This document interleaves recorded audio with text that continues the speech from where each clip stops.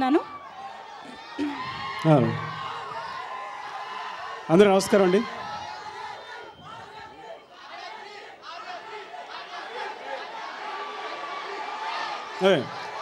కుదరదు, నాకు టెక్నిక్ తెలిసిపోయింది.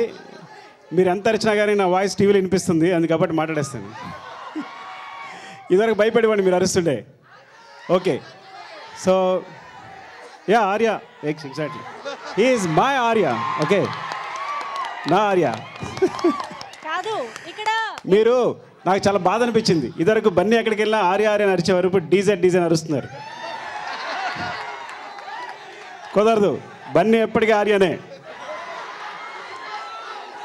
So first of all thanks to Dil Raju garu ఈ సినిమా డిస్ట్రిబ్యూట్ చేసినందుకు. అంటే ఆయన సినిమా నచ్చి రైట్స్ తీసుకుని, సో అలాంటి ఒక అంటే ఇద్దరు నేను ఒక్కడనే ఉన్నాను సినిమా కనుక్కునేవాడిని, కానీ రాజు గారు కూడా యాడ్ అయ్యారు. చాలా హెల్ప్ అవుతుంది ఈ సినిమాకి. I'm very very thankful to Raju garu. Thanks Raju garu. And thanks to my team. టోటల్గా ఈ సినిమా అనేది జక్కా హరిప్రసాద్ మనసులోంచి, అంటే నా వెనకాలే ఉండి, అంటే తను నా వెనకాలే ఉన్నాడు కానీ ఇంత కథ రెడీ చేస్తాను ఎప్పుడైతే తెలియదు. సో తన ఆలోచన నుంచి పుట్టి కథ నాకు చెప్పినప్పుడు చాలా బాగుంది, నువ్వే డైరెక్ట్ చేసేయచ్చు కదా అంటే, లేదు నాకు ఎక్స్పీరియన్స్ లేదు కదంటే, నువ్వు ఫిజిక్స్ లెక్చరర్వి ఈజీగా చేసేయగలవు అంటే, సరే ఎవరైనా హీరోకి చెప్పు అన్నా. నాకు అంత ఓపిక లేదురా బాబు అన్నాడు. మరి ఏం చేస్తామంటే ఎవరైనా చిన్న హీరో పెట్టి చేద్దామని. సరే ఎవరైనా హీరోని సెలెక్ట్ చేద్దామా అన్నాను. లేదు మన పిల్లలు ఎవరైనా తీసుకుని సెలెక్ట్ చేసేద్దాం అన్నాడు. ఏంటంటే అశోక్ ఉన్నాడు కదా, అశోక్ని చేసేద్దాము అని. అశోక్ గురించి ఒక విషయం చెప్పాలి. నేను నా పిల్లల్ని ఇండస్ట్రీలో ఎంకరేజ్ చేయలేదు, కానీ నేను ఒక్కడినే సినిమా రాస్తున్నప్పుడు వీడేమో నా దగ్గరికి అసిస్టెంట్గా జాయిన్ అవుతానంటే, అరే నేను ఎంకరేజ్ చేయను, నీ దగ్గర టాలెంట్ ఉంటేనే నువ్వు వస్తే రా. సరే 1కి ఒక వెర్షన్ రాయను నన్ను. రాశాడు అంతే. మొత్తం ఒక అసిస్టెంట్ డైరెక్టర్స్ అందరూ సరదాగా ఒక వెర్షన్స్ రాయిస్తే కనుక that is the best version రాశాడు తను. అప్పుడు అసిస్టెంట్గా జాయిన్ చేసుకున్నాను. సో హ్యాపీగా డైరెక్టర్ అవ్వాల్సిన వాడిని ఈ దర్శకుడు అవ్వడం కోసం వాడిని హీరో చేసేసాడు. అది ప్రాబ్లం. సో అదిగా అశోక్ హీరో అయ్యాడు. యాక్సిడెంటల్ హీరో అనమాట చెప్పడానికి. బట్ ఎలాగైతే అయ్యాడు కాబట్టి తన ఫ్యూచర్ని కాపాడుకోవాలని, చాలా మంచి ఫ్యూచర్ ఉండాలని కోరుకుంటున్నాను.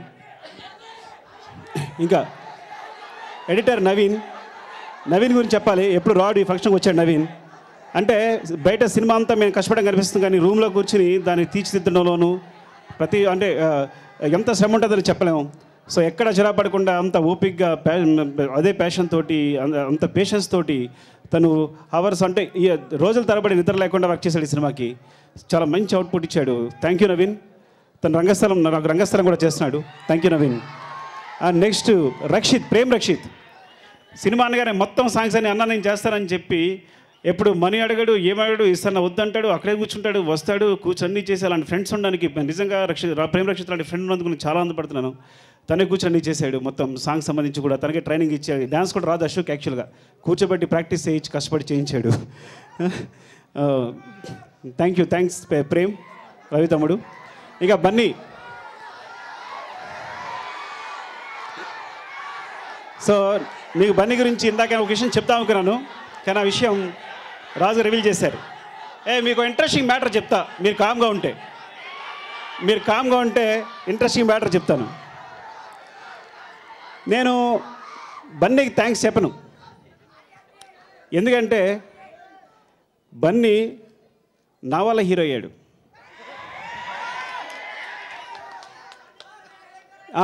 వినండి, పూర్తిగా వినండి, అప్పుడు విమర్శిద్దరు. కానీ ఎలా అంటే మీరు ఆర్య ద్వారా హీరో అనుకుంటారు కదా, ఆర్య ద్వారా కాదు. ఆర్య షూటింగ్ జరుగుతున్నప్పుడు ఒక బోట్ దాటుతున్నప్పుడు నేను అనుకోకుండా హీరోయిన్ అటు నుంచి ఇటు గెంతింది. బోట్ మొత్తం రివర్స్ అయి నేను పడిపోయాను. నాకు ఈత రాదు. నాకు ఇంకా గుర్తు, మునిగిపోతున్నాను, చివరి క్షణాలు కళ్ళ ముందులా మెదులుతున్నాయి. నేను పోతున్నాను అనుకుంటున్నాను. బోట్లో ఉన్న వాళ్ళందరూ అలాగే చూస్తున్నారు, షాక్ అయిపోయి చూస్తున్నారు. అందరూ షాక్ అయిపోయి చూస్తారు. ఇంకొక మినిట్ ఉంటే నేను మునిగిపోయినవాడిని.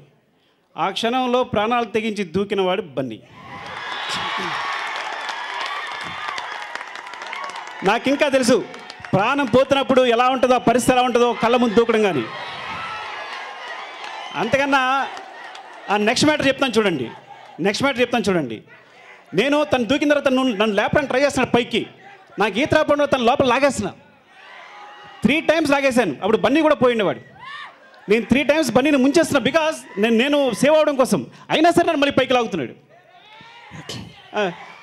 సో కాబట్టి నేను ఆ బోట్లో వాటర్లో పడిపోయి తను దూకి రక్షించే అవకాశం ఇవ్వకపోతే తను హీరోలు అవుతాడు. సో నేను అవకాశం ఇచ్చాను కాబట్టి తను నా రియల్ లైఫ్లో హీరో అయ్యాడు. He's my real life hero. ఎప్పటికీ సేవ్ చేసిన తర్వాత ఒక్కడే అడిగాడు, డార్లింగ్ నువ్వు చాలా చాలా థ్యాంక్స్ నన్ను సేవ్ చేసావంటే నాకు 7 కథలు ఇవి చాలని ప్రామిస్ చేయించున్నాడు. ఇంకేం అక్కలేదు. నన్ను సినిమా డైరెక్ట్ చేయమని అడగల, 7 స్టోరీస్ అడిగాడు. ఇంకా నా ఈగో హర్ట్ అయింది, చెప్తా తర్వాత విషయం. Thank you darling. Thank you and thanks to all. దర్శకుడి సినిమా August 4th సినిమా రిలీజ్ అవుతుంది. ఎవరికైనా చెప్పకపోతే సారీ క్షమించండి. August 4th సినిమా రిలీజ్ అవుతుంది. సో ఇది డెఫినెట్గా మంచి ఎంటర్టైన్మెంట్ ఇస్తుంది మీ అందరికీ కూడా. మీరు అందరూ థియేటర్స్కి వెళ్తారు, పెద్ద సక్సెస్ ఇస్తారని కోరుకుంటున్నాను. థ్యాంక్ యూ అండి. Thank you very much. Thank you. Arya 3 నేను చేయను. నా ఈగో హర్ట్ అయింది, నేను చేయను బన్నీతో. నో, ఎందుకంటే బన్నీతో చేస్తే కల్ట్ మూవీని చేయాలి, అలాంటి మూవీ చేయాలి. డెఫినెట్గా అలాంటి సబ్జెక్ట్ దొరికినప్పుడు మేము ప్రతి సినిమా తర్వాత కూడా ట్రై చేస్తున్నాం, మాట్లాడుకుంటాం. నిజంగా అలాంటి సబ్జెక్ట్ దొరికినప్పుడు definitely will work together. Super. Thank you very much.